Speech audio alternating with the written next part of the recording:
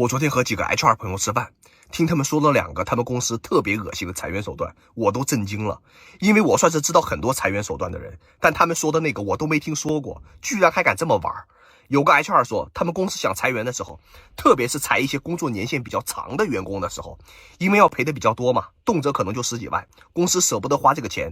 这个时候，公司领导就会组织这些员工去团建，说是为了犒劳他们，一般会去一些 KTV 喝酒、洗浴中心按摩啥的，然后甚至会给这些员工找一些提供特殊服务的地方。当时员工玩的还挺美，领导直接反手一个举报，当天晚上就给他们送进去了，然后公司就以此为由把他们给辞退，不给赔偿。还有一个 HR 说，他们公司之前是会把准备裁掉的员工约着一块打麻将，肯定多少也玩点钱嘛。这时候领导又是一个反手举报，聚众赌博，直接给送进去，也是1分赔偿不用给了。近几年中国经济持续恶化，失业率居高不下，裁员潮蔓延到各个大城市，甚至连1线城市上海也是没能幸免。企业在裁员时，一般来说需要支付员工 N+1 经济补偿金。有的不良企业为了规避支付补偿金，采取各种手段迫使员工主动离职，其套路可是五花八门，包括给员工降薪、换岗、更换工作地点等等。今天呢，我们就来聊聊相关的话题。由于经济低迷，大陆好多公司都在裁员，连央企也在裁员。谁说央企不裁员？我妹最近他们整个部门被一锅端了。她工作了5年多，之前呢月薪是16000，要是普通的私企裁员，就算给个 N+1吧，那也可以拿个小10万走人，对不对？但是这里啊，人家压根不跟你谈赔偿，就给你3个选择，你自己看着办。第一个选项呢是公司内部转岗，像他原来做设计的，提供的转岗机会呢，基本上都是什么做工程啊、做营销啊、做后勤之类的，专业对口你肯定就别想，而且新部门呢还得继续考察面试，你通过了可以维持原来的薪资水平不变。第二个选项呢是去兄弟公司，他们也有缺人的岗嘛，就会丢过来。这种其实跟社招也没多大区别，不会因为你是兄弟公司而有任何的优待，而且很多岗位的待遇还远远不如他们原来呢，稍微好一点的你可能就得换城市。第三个选项呢就是集团下属的新公司，完全从零开始的那种，好处嘛就是跨行业的新机会，像他们集团有做芯片的，有跟新能源相关的，缺点呢就是不稳定，前途未知，而且你还得先主动从原公司离职，新公司也是跟你签合同哦，1年或者3年的那种。薪资不涨，但加大员工工作量，是企业迫使员工主动离职的一个方法。我闺蜜昨天给我打电话说，他们公司裁员近70%，这是什么概念？她所在的公司是一家总规模上千人的大型重工业公司，我一直觉得是很稳的一个工作。她所在的部门由原来的100多号员工，从今年年中开始辞职，到现在为止只剩了30多个人。我们换一个角度来理解啊，就是原来1个人干1个人的活儿，现在1个人要干4到5个乃至更多的活儿，这个工作量，我闺蜜情况更离谱，她领导想要把她派到其他的部门去，你说不涨薪也就算了，还要给她降薪，这不就是妥妥的加量不加价吗？所以我闺蜜果断就辞职了。被变相裁员怎么办？刚从大东法院开完庭出来，现在呀，公司手段越来越多，好听点叫人员优化，其实就是不想用你，把你裁了。我感觉挺残忍的手段就是把你调到外地或者偏远地方，大部分人受不了，离家远，离父母远，最后主动辞职，公司不费吹灰之力达到目的。博主朱小贤表示，有些不良公司想方设法减少裁员赔偿金。第一种比较流氓的裁员方式呢，就是跟你谈，就 PUA 你，跟你说你哪做的不好，让你主动呢自己走，你拿不到1点的补偿。但是用这种方式谈的公司呢，多半其实还没有坏到骨子里，他还愿意跟你谈，还愿意去骗你。如果在这种情况下，你说我不同意主动离职，我的工作能力没有问题，一般最后协商也能给到你 N+1。所以这个是第一种套路，大家一定要小心。第二种套路呢，就是针对于那种坏到骨子里面的公司，有些人可能一辈子都遇不到这么坏的公司，但是说实在的，有些这种坏的公司，他员工还不少呢。这个公司从你入职开始就想规避一切的这种裁员啊，以及后续的仲裁风险，他隔一段时间就让大家改签合同，工龄不延续。工龄不延续也就意味着你本来在这个公司已经上1年班了，但是由于你转签了合同，你的新合同可能只有3个月。那这个时候如果裁掉你的话，你的恩是要比实际的情况少的。企业变相裁员的套路多种多样，最近呢又传出一种新的花招。2月13号，有网友发帖称，山东省临沂市顺天化工集团发布通知，要求28岁到58岁的单身员工，包括离异的，必须在几个月内结婚，否则呢将解除劳动合同。根据网传通知，该企业为响应国家号召，推行忠孝仁义文化。通知称，不娶妻生子视为不忠，不听从父母之话，让老人牵挂视为不孝，自己谈几次不成，处不成对象视为不仁，同事劝说不听视为不义。通知还单独对某某喊话称，您仍单身，必须在2025年9月30号前解决个人的婚姻问题，还提出罚则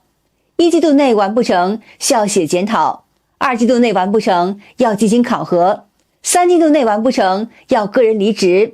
若3季度内不能结婚，公司将与其解除劳动合同。此外呢，通知还要求公司办公室和人力资源部进行督办考核。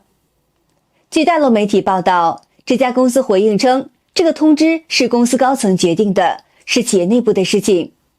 该通知在网上曝光以后，引发了热议，网友们纷纷留言，求职进的是企业，又不是进繁育中心，真是活久见。强迫劳动的我见过，强迫结婚的还头回见到，这家公司又不是繁育中心。还有网友质疑呢，下一步是不是结婚无子也要解除劳动合同呢？这不违反劳动法吗？还有网友说，这是不是为了变相裁员呀？中国经济持续低迷，失业率高企，在上海找工作也是很难。你知道现在上海有多少人连工作都找不到吗？因为我在上海做营业执照代办，我们上海现在的状况说给你听，你可能都不相信。每条街呢都在出租转让，去年呢很多小公司和个体户说没就没了，大公司呢都在降薪裁员，很多人失业了就去送外卖送快递，所以说你会看到上海的外卖快递小哥越来越多了。而且呢上海又是一个高消费的城市，只做一份普通的工作根本养活不了一大家子人，大公司的员工呢被降薪以后拿一份工资也是得干好几个人的活，所以说如果说现在你有一份稳定的工作，每个月呢还能够按时的领取工资，其实已经过上了大部分人都羡慕的生活了。今年上海找工作真难，求职者大多姿态摆得都很低，从事 HR 招聘近10年，这2年招聘我几乎听不到候选人求职面试是为了寻求更好的发展，90%以上几乎都是被裁员或是降薪。让我感到有些难过的是，大部分求职者都把自己的姿态摆得比较低，在我询问他们的期望薪资时，大部分都说能和原来持平就好，期望涨幅的少之又少，甚至还有一部分说主动可以降薪。而在这样的大环境下，很多企业用人态度也转变了不少，有些用人方觉得既然大环境不好，那就完全没有必要给涨薪，反正你不干有的是人干，总能挑选到性价比更高的候选人。还记得我18年上班时觉得不开心，决定离职，毫不夸张地说，我上午离职，下午就能接到 offer， 一个星期能面试10几家公司，换个工作涨幅20%轻轻松松。现在想想我们梦中，那时候有一句特别流行的辞职语，叫世界那么大，我想去看看。即便有一段很长时间的空窗期，也不会像现在这样感到焦虑。38岁从房企被裁员，找工作已经2个月了，背负着近200万的房贷，这正在上学的2个孩子，裁员已经打乱了我原本的生活。原本以为口罩3年以后会是一个拐点，想到一年的节能，而且花销似乎也越来越高。学毕业至今，曾经也是全国 TOP10的中层管理，但是说裁员就裁员，没有任何人能幸免，真的是不给普通人留一点。说降薪就降薪，员工是没有任何话语权。在几个招聘网站上投了不下1000份简历，这个年纪不是招外卖员就是司机，这个年纪确实很尴尬，不能经常熬夜，生理吃不消，不能经常出差，家里离不开，学习能力呢也比不上刚毕业的大学生，在接近40岁的这个年纪，失去了从头再来的勇气。这个社会就是认准了这一点，所以只能任人摆布。这工作成了一个魔咒一样，我好像坚持不了4个月。如果就是客服啊、收银，在我没有办法的时候，服务员啊，自己在这个城市活下去嘛，回家吧。但是我又总想着，我不知道，骨子里面，中国人骨子里面就是有一种很想证明给家里面的人看。我现在失业差不多2、3个月吧，天天刷招聘软件，发单，也不想动。你知道现在到底有多难吗？倒闭潮、降薪潮、失业潮，这些东西你在新闻媒体上是看不见的，你能看到的永远都是大长腿、牛屁股、高丝、黑丝、高跟，天天炫富被粉饰出来的伸手滑梯嘛，对吧？你看不见的是什么呢？如果说你现在是在体制内，或者说在公司做个什么小高管的，你现在是不是进退维谷？大企业都在裁员，体制内的降薪会持续。至于降了多少，我不知道，你可以去问问身边那些在体制的，他们这是趋势，以后会更惨。我不是在危人耸听也不是在释放什么焦虑，我仅仅是在陈述事实。其实我们已经在经济危机里面，心里有点数。工厂不招工，这个事实，人均负债10几万，这也是事实。现在很难。好的，今天就和大家聊到这儿了，请您记得点赞、订阅、留言，并且分享给您的朋友们。感谢您的支持，我们下期节目再见。